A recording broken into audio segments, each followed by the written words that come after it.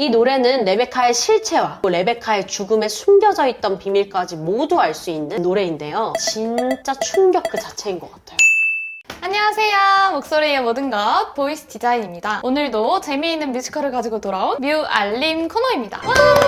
오늘은 아주 유명한 뮤지컬이 준비되어 있다고 해요. 맞아요. 다들 한 번쯤은 들어보셨을 것 같은데요. 오늘 소개해드릴 작품은 뮤지컬 레베카입니다. 아마 작품은 잘 모르셔도 노래는 많이 들어보셨을 것 같은데요. 뮤지컬 레베카는 작가이자 작사가인 미하엘 군체가 작사와 대본을 맡았고 작곡가인 실베스터 르베이가 작사를 해서 만들어진 뮤지컬이에요. 아무래도 작품을 만든 두 분이 모두 독일 분들이시다 보니까 초연 역시 독일에서 공연이 되었는데요. 레베카는 2006년 9월에 독일 비엔나의 라이문트 극장에서 초연을 했고 이후 일본, 유럽 등 다양한 나라에서 공연이 되었다고 해요. 두 분이서 뮤지컬 엘리자벳이랑 마리 앙투아네트도 함께 작업하셨다고 하잖아요. 작품들을 보면 두 분의 케미가 되게 좋은 것 같아요. 그쵸. 레베카 역시 원작으로 하는 작품이 있는데요. 바로 영국의 소설가 데프니 듀 모리에의 소설 레베카입니다. 또 레베카는 서스펜스 영화의 거장 감독인 알프레드 히치콕에 의해서 1940년에 영화로 제작되기도 했는데요. 뮤지컬은 원작 소설보다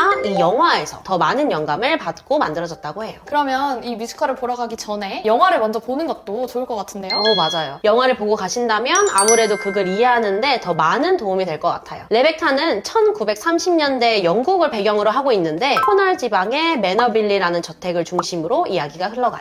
그리고 특이한 점이 하나가 있는데요. 레베카는 극중 여자 주인공인 나가 화자가 되어 이야기를 진행하기 때문에 여자 주인공의 본명은 나오지 않아요. 그러면 그 여자 주인공의 배역 이름이 나인 거예요? 맞아요. 오, 되게 신기하네요. 이름만큼 줄거리도 특이할지 궁금한데요. 레베카는 어떤 줄거리를 가지고 있어요? 레베카는 여자 주인공인 나가 불에 타서 폐허가 되어버린 맨덜리 저택을 보고 과거의 사건들을 회상하면서 시작돼요. 고아이고 가난한 나는 귀족 부인 반호퍼 부인에게 개인 비서로 고용이 되어서 몬테카를로에 있는 한 호텔에 가게 되는데요. 거기서 사고로 아내를 잃고 힘들어하는 상류층 신사 막심을 만나게 됩니다. 반호퍼 부인은 사교계에 큰 영향을 미치는 막심에게 잘 보이려고 나에게 잔심부름을 시키는데 이 과정에서 막심은 나의 순수하고 해맑은 모습에 점점 관심을 갖게 되고 결국 둘은 사랑에 빠지게 됩니다. 이를 못마땅하게 여긴 반호퍼 부인은 갑자기 뉴욕으로 돌아가겠다고 이야기를 하고 나는 반호퍼 부인의 지시에 따라 뉴욕으로 돌아갈 준비를 하는데 이때 막심과 헤어짐을 앞두고 있는 나가 부르는 넘버가 행복을 병 속에 담는 법입니다. 난 정말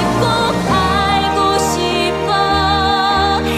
막심과의 행복한 순간을 병 속에 담아 영원히 간직하고 싶은 나의 마음을 잘 보여주는 그런 넘버예요. 뭔가 밝은 듯 하면서도 슬픈 노래 분위기가 나의 심정을 잘 보여주는 것 같아요. 그래서 둘은 이별을 하게 되나요? 나를 그냥 보낼 수 없었던 막심은 자신과 함께 가자며 그녀에게 청혼을 하고 나와 막심은 행복하게 결혼식을 올리게 됩니다. 신혼여행을 마치고 둘은 막심의 거주지인 맨덜리 저택으로 향하는데요. 그곳의 집사장인 댄버스 부인은 새 안주인인 나를 마음에 들어하지 않고 굉장히 차갑게 돼요. 다음날 댄버스 부인은 저택의 서재라고 할 수 있는 아침의 방에서 맨덜리의 전 안주인 레베카를 떠올리며 난초를 다듬는데 이때 댄버스 부인이 부르는 넘버가 영원한 생명입니다. 영원한 생명 죽음을 죽은 듯 하던 난초가 다시 꽃을 피우는 것처럼 레베카도 다시 돌아올 거라고 믿는 댄버스 부인의 레베카를 향한 깊은 집착과 숭배를 보여주는 넘버예요. 댄버스 부인의 광기가 막 보이는 것 같아요. 한편 저택에서 열릴 가장 무도회에서 입을 의상을 아직 고르지 못한 나에게 댄버스 부인은 주인님이 가장 아끼는 캐롤라인 드윈터의 초정화대로 입어보는 게 어떻겠냐는 조언을 하고 나는 기뻐하면서 막심을 놀라게 해주기 위해 둘만의 비밀로 하자고 이야기합니다. 드디어 맨덜리 저택의 가장 무도회가 열리고 나 역시 댄버스 부인이 추천해준 드레스를 입고 무도회장으로 향하게 되는데요. 나가 등장하자 무도회에 있던 사람들은 모두 깜짝 놀래요.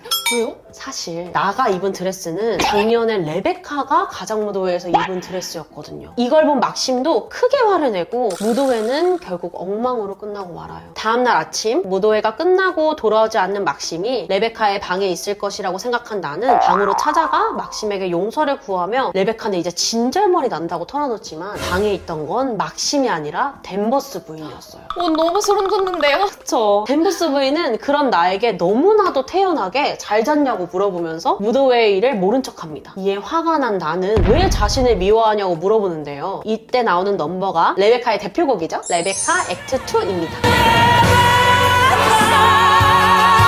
지금 부인은 감히 레베카의 자리를 차지하려고 한 나에게 화를 내며 레베카의 존재와 완벽함을 찬양해. 레베카를 부른 영상의 댓글들을 보면 레베카는 이 정도면 돌아와라 라는 밈이 있을 정도로 정말 애타게 레베카를 찾는데요. 사실 공연에서 레베카는 끝까지 등장하지 않잖아요. 그쵸. 이미 죽은 인물을 저렇게까지 찾는 모습을 보면 과거에 댄버스 부인이 얼마나 레베카를 선망하고 따랐는지 알 것 같아요. 노래가 끝나고 댄버스 부인은 나를 창문 쪽으로 밀어붙이며 발코니에서 뛰어내려 고통을 끝내라고 이야기하고 나가 떨어지려던 순간 갑자기 밖에서 큰 굉음이 나요. 이 소리를 듣고 정신을 차린 나는 소리가 난 해변가로 달려가는데 그곳에는 큰 배가 자초되어 있었고 레베카의 사촌인 파벨이 레베카의 시신을 발견합니다. 레베카의 시신을 본 막심은 절망하고 나는 그런 막심에게 레베카를 사랑하는 당신을 완전히 가질 순 없지만 그래도 곁에 있을 수 있게 해달라고 말하는데 막심은 자신은 단 한 번도 레베카를 사랑한 적이 없다며 진실을 이야기하기 시작해요. 이때 나오는 넘버가 바로 칼날 같은 그 미소입니다. 칼날 같은 그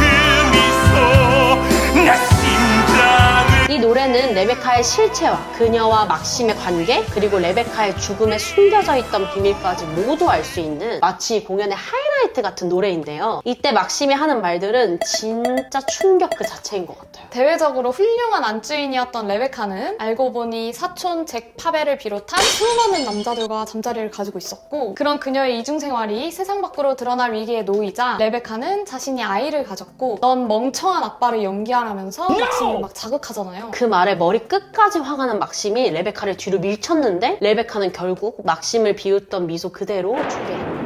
막심의 소름 돋는 연기와 더불어서 레베카와 맨덜리에 숨겨져 있는 비밀에 대해 궁금하신 분들은 칼날 같은 그 미소 꼭 들어보셨으면 좋겠어요. 레베카가 죽자 막심은 당황해서 레베카의 시체를 보트에 태운 채로 바다에 수장시켜버려요. 근데 그 바다에 자초사고가 나면서 레베카가 다시 떠오른 거였어요. 나는 막심을 진정시키면서 진실을 아는 사람이 아무도 없으니 사실을 숨기고 자살한 걸로 하자며 막심을 설득해요. 이후 레베카의 사망에 의문점이 생기면서 공판이 열리게 되고 막심은 레베카의 자살을 주장하지만 증거 불충분으로 레베카의 자살 동기가 중요한 쟁점으로 떠오르게 돼요. 경찰서장 줄리앙 대령은 댄버스 부인을 소환해 증언을 하라고 하는데요. 댄버스는 레베카는 자살할 일이 없고 늙어가는 것에 대해 두려움을 느꼈다고 말해요. 그 말을 들은 파벨은 레베카가 진심으로 사랑한 사람은 자신이라고 주장하면서 댄버스 부인에게 자신과 레베카의 사이를 증언해달라고 하자 댄버스 부인은 레베카는 남자들을 진심으로 사랑한 적이 없다며 파벨을 몰아붙여요. 결국 줄리앙은 증거를 찾기 위해 레베카의 수첩을 뒤져 그녀가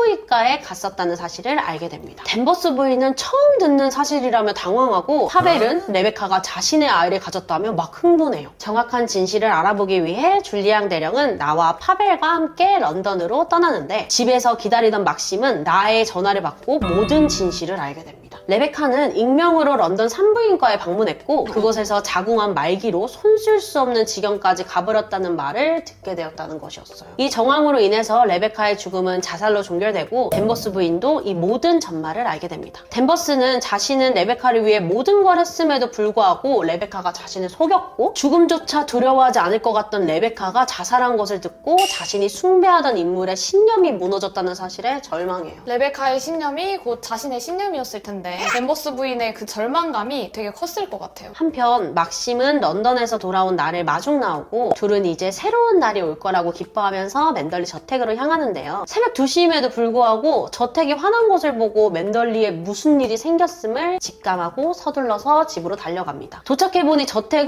불에 활활 타고 있었어요. 알고 보니까 레베카의 진실을 알고 배신감에 절망한 댄버스 부인이 맨덜리 저택에 불을 지르고 있었고 결국 댄버스 부인도 맨덜리 저택과 함께 불에 타는 최후를 맞이하게 돼요. 불이 꺼지고 막심과 나는 모든 것을 잃었지만 드디어 레베카의 그림자에서 벗어나 서로의 사랑과 신뢰를 재확인하면서 새로운 시작을 다짐하면서 무대는 막을 내립니다. 오늘은 뮤지컬 레베카를 알아보았는데요. 누군가에 대한 집착과 광기가 얼마나 무서운지를 보여주는 그런 뮤지컬이었던 것 같아요. 평소 궁금했거나 알고 싶은 뮤지컬 작품이 있다면 댓글로 남겨주시면 감사하겠습니다. 그럼 저희는 다음 시간에 더 재미있는 뮤지컬 이야기로 돌아오겠습니다. 구독, 좋아요, 알림 설정 부탁드려요. 안녕!